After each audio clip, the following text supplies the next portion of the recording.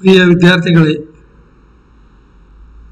ಓದುವುದರೊಳಗೆ ರಾಷ್ಟ್ರ ಚರಿತ್ರೆ ಕೆಲವು ವಿಷಯಗಳನ್ನು ನಾವು ಚರ್ಚೆ ಮಾಡಿದ್ದೀವಿ. ಈಗ 18ನೇ ಅವಧಿ.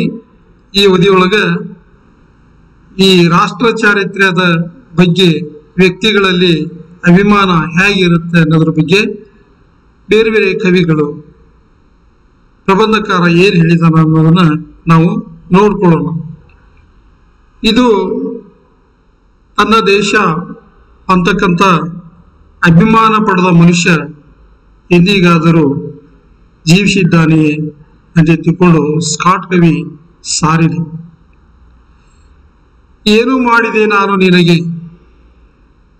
ಇಂಗ್ಲೆಂಡ್, ನನ್ನ ಇಂಗ್ಲೆಂಡ್, ಏನು ಮಾಡಿನು ಹೇಳು ನಿನಗೆ ಇಂಗ್ಲೆಂಡ್, ಕೂಳು.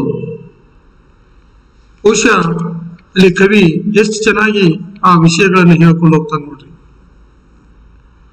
ಪೊಲೀಸು ನಿನ್ನವರು, ನಾವು, ನನ್ನ ಇಂಗ್ಲೆಂಡ್.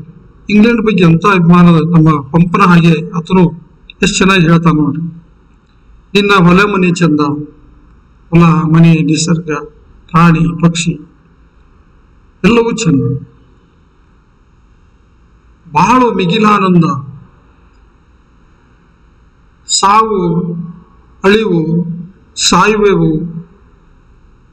ಗಾನದಲ್ಲಿ ತುತ್ತುರಿಯ ನೀನುವುದಲು. ಯಾರು? ಇಂಗ್ಲೆಂಡ್ ಅಂತಕ್ಕಂಥ ದೇಶ. ಇಂಗ್ಲೆಂಡ್ ಸ್ವರ್ಗದಲ್ಲಿ ತುತ್ತುರಿಯ ನೀನುವುದಲು ಎಂದು ಹೆನ್ಲೆ ಅಂತಕ್ಕಂಥ ಇನ್ನೊಬ್ಬ ಕವಿ ಹೇಳ್ತಕ್ಕಂಥದ್ದು. ತನ್ನ ದೇಶಾಭಿಮಾನವನ್ನ ಮೆರೆದಂತ ಆ ಕವಿ ಹೆನ್ಲಿ ಹೇಗೆ ಹೇಳ್ತಾನೆ ನೋಡಿ. Rule Britannia, Britain rules the waves, Britain shall never be a slave. ಎಂದಿಗೂ ಬ್ರಿಟನ್ ಗುಲಾಮ್ನಾಗಲಾರದು ಅಂತಕ್ಕಂಥ ಮಾತನ್ನು ಹೇಳ್ತಾನ. ಅಲ್ಲಿ ಹೇಳ್ತಾರೆ, ಅದನ್ನೇ ಕನ್ನಡದೊಳಗೆ ಹೇಳ್ಬೇಕಂದ್ರೆ ಆಳವು ಬ್ರಿಟಾನಿಯಾ, ಆಳವು ಸ್ತ್ರೀಲಿಂಗ ಇದೆ.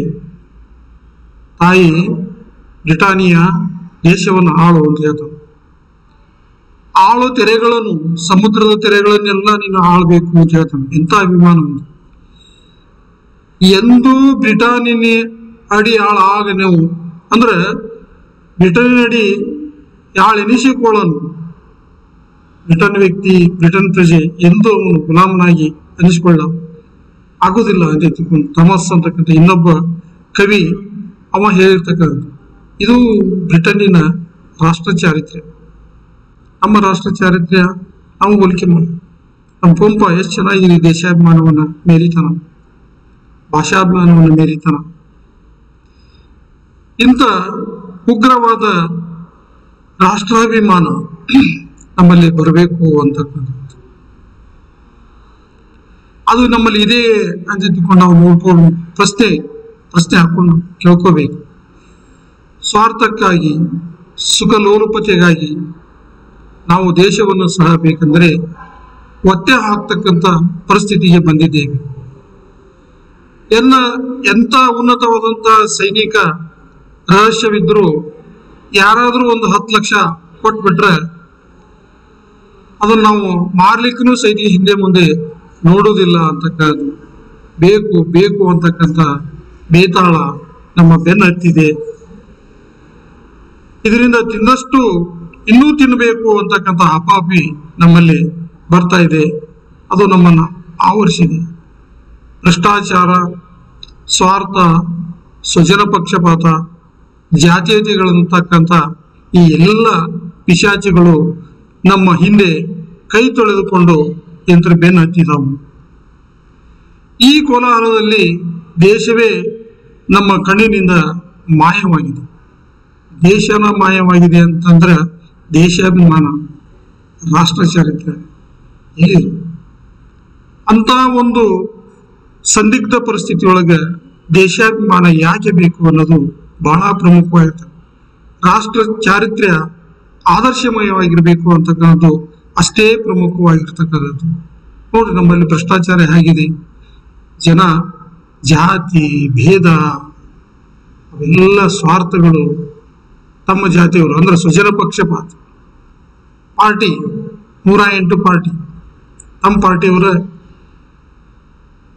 ಸತ್ಯವಂತರು ಅವ್ರು ಏನ್ ಮಾಡ್ತಾರ ಅದೇ ಕರೆ ಅದನ್ನೇ ಅಂತರ ಸಮರ್ಥನೆ ಮಾಡ್ಕೊಳ್ತಕ್ಕಂಥದ್ದು ಈ ಜಾತೀಯತೆ ಅಂಕರ ತುಂಬಿ ತುಳುಕ್ತಾ ಇದೆ ಇಂತಹ ಪರಿಸ್ಥಿತಿ ಒಳಗೆ ದೇಶಾಭಿಮಾನ ನಮ್ಮಲ್ಲಿ ಹೇಗೆ ಬರಬೇಕು ಅನ್ನೋದು ನಾವು ವಿಚಾರ ಮಾಡಬೇಕು ದೇಶಾಭಿಮಾನ ಇಲ್ಲಂದ್ರೆ ದೇಶ ಇಲ್ಲ ರಾಷ್ಟ್ರಾಭಿಮಾನ ಇಲ್ಲಂದ್ರೆ ರಾಷ್ಟ್ರ ಇಲ್ಲ ದೇಶ ಪ್ರೇಮವನ್ನು ಮೆರಿಬೇಕು ನಾವು ಹಿಂದಿನವರು ಸಿಂಧೂರು ಲಕ್ಷ್ಮಣ ಸಂಗೊಳ್ಳಿ ರಾಯಣ್ಣ ಕಿತ್ತೂರು ಚೆನ್ನಮ್ಮ ಸುಭಾಷ್ ಚಂದ್ರ ಬೋಸ್ ನೆಹರು ಜಿನ್ನಾ ಇವರೆಲ್ಲ ಹೇಗೆ ದೇಶಾಭಿಮಾನವನ್ನು ಮೆರೆದ್ರು ಹಾಗೆ ನಾವು ದೇಶಾಭಿಮಾನವನ್ನು ಮಹಾತ್ಮ ಗಾಂಧೀಜಿಯವರು ಎಷ್ಟೋ ಮಂದಿ ಸ್ವಾತಂತ್ರ್ಯ ಹೋರಾಟಗಾರರು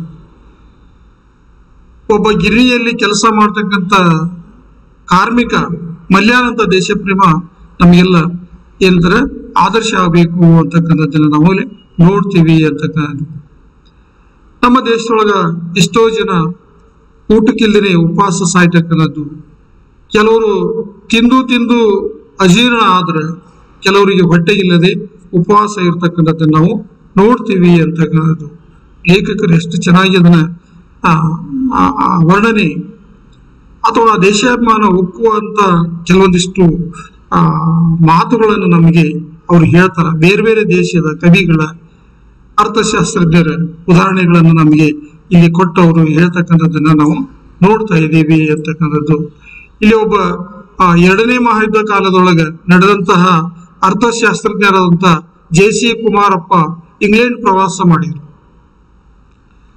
ಆ ಇಂಗ್ಲೆಂಡ್ ಪ್ರವಾಸ ಮಾಡಂತ ಸಂದರ್ಭದೊಳಗೆ ಅವ್ರಿಗೊಂದು ಅನುಭವ ಆಗ್ತೈತಿ ಏನ್ ಅನುಭವ ಅವ್ರು ಹೇಳ್ತಾರ ಅವರು ಇಂಗ್ಲೆಂಡಿಗೆ ಪ್ರವಾಸ ಕೈಕೊಂಡಾಗ ಫ್ರಾನ್ಸ್ ಮುಖಾಂತರ ಹೋಗ್ಬೇಕಾಗಿತ್ತು ಫ್ರಾನ್ಸ್ ಏರ್ಪೋರ್ಟ್ ನಲ್ಲಿ ಇಳಿದು ಅಲ್ಲಿ ಕಾಫಿ ಕುಡಿಬೇಕಾಗಿತ್ತು ಕಾಫಿ ಕುಡಿಯಕ್ಕಾಗಿ ಅವ್ರು ಏನ್ ಮಾಡಿದ್ರು ಅಂತಂದ್ರೆ ಒಂದು ಕಾಫಿಯನ್ನ ಅಲ್ಲಿ ಇರ್ತಕ್ಕಂಥ ಪರಿಚಾರಕನಿಗೆ ಹೇಳಿದ್ರು ಕಾಫಿ ತಂದು ಕೊಟ್ಟ ಅದ್ರ ಜೊತೆಗೆ ಕರ್ಪೂರದ ತುಣುಕುಗಳ ಹಾಗೆ ಇರ್ತಕ್ಕಂಥ ಸಕ್ಕರೆಯ ತುಂಡುಗಳನ್ನ 2 ತುಂಡುಗಳನ್ನ ಕೊಟ್ಟ ಕಾಫಿ ಕಹಿಯಾಗಿತ್ತು ಆ ಸಕ್ಕರೆ ಸಾಲಿಲ್ಲ ಇನ್ನೊಂದಿಷ್ಟು ಸಕ್ಕರೆ ಬೇಕಾಗಿತ್ತು ಅವ್ರಿಗೆ ಸಕ್ಕರೆ ಕೊಡುವಂಗಿಲ್ಲ ಅದಕ್ಕೆ ಇವರು ಇನ್ನೊಂದು ಕಾಫಿಯನ್ನು ಆರ್ಡರ್ ಮಾಡಿದ್ರು 2ನೇ ಸಲ ಕಾಫಿ ಕೊಟ್ಟಾಗ ಆ ಪರಿಚಾರಕ ಇವರಿಗೆ ಬರೀ ಕಾಫಿಯನ್ನೇ ಕೊಟ್ಟ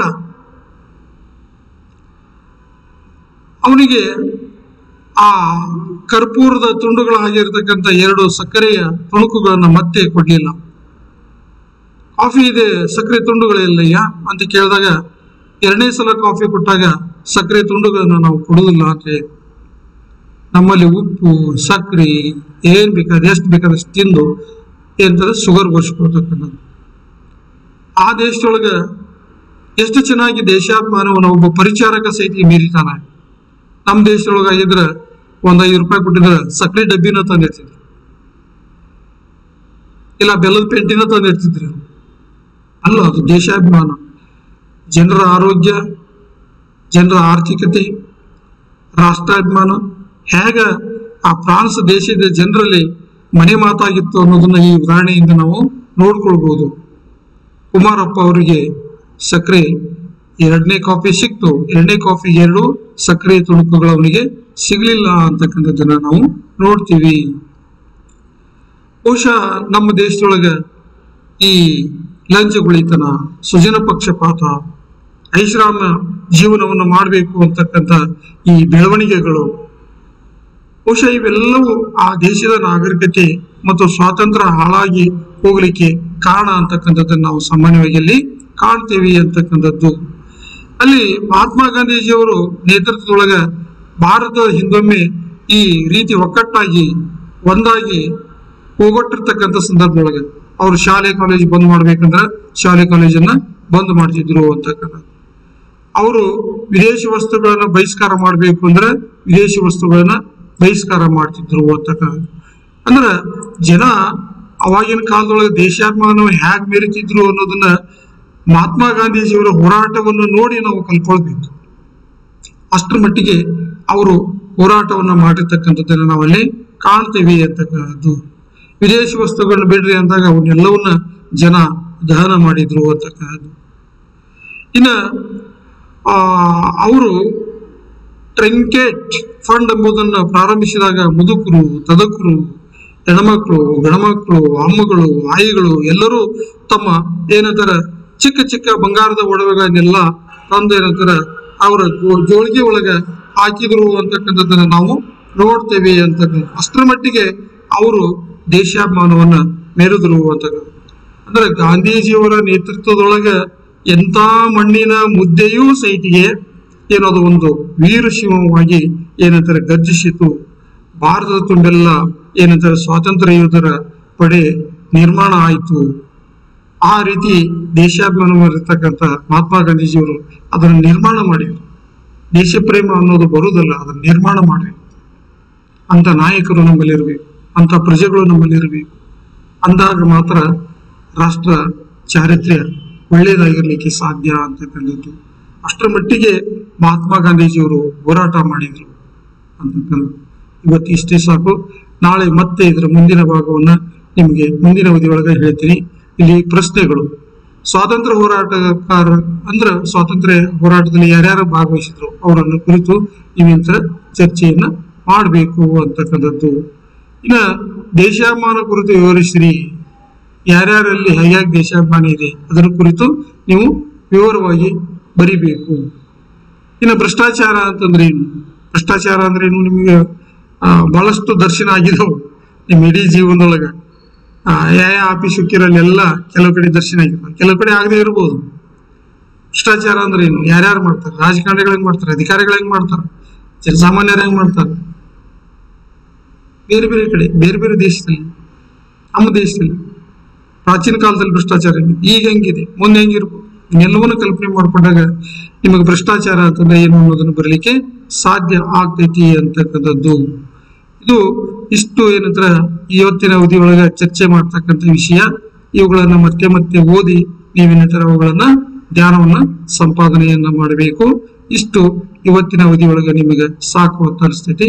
ಮುಂದಿನ ಅವಧಿಯೊಳಗೆ ಮತ್ತೆ ನಿಮಗೆ ಬೇರೆ ಬೇರೆ ವಿಚಾರಗಳನ್ನು ಕುರಿತು ಏನಂತಾರೆ ಚರ್ಚೆಯನ್ನು ನಾವು